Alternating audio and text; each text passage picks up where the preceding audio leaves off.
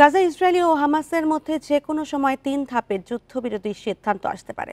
চুক্তি শর্তগুলো চূড়ান্তের কাজ চলছে, এমনটাই জানিয়েছেন মার্কিন প্রেসিডেন্ট জো বাইডেন। এ সময় চুক্তিটি সম্পূর্ণ করতে ওয়াশিংটন জরুরি ভিত্তিতে কাজ করছে বলেও জানান তিনি। এদিকে ফিলিস্তিন ও ইসরায়েলের পক্ষ থেকেও চুক্তির অগ্রগতির বিষয়টি নিশ্চিত করা হয়েছে।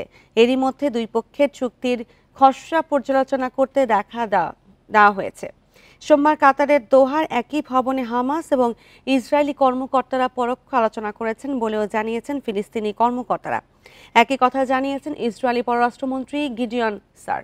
এদিকে ডোনাল্ড ট্রাম্পের হুমকির পরই গাজায় যুদ্ধবিরতির চুক্তির অগ্রগতি হয়েছে বলে দাবি করেছেন যুক্তরাষ্ট্রের নবনির্বাচিত ভাইস প্রেসিডেন্ট জেডি ভ্যান্স। গত সপ্তাহে জিম্মিদের মুক্তি না দিলে হামাসের বিরুদ্ধে কঠোর পদক্ষেপ নেওয়ার হুঁশিয়ারি দেন ট্রাম্প।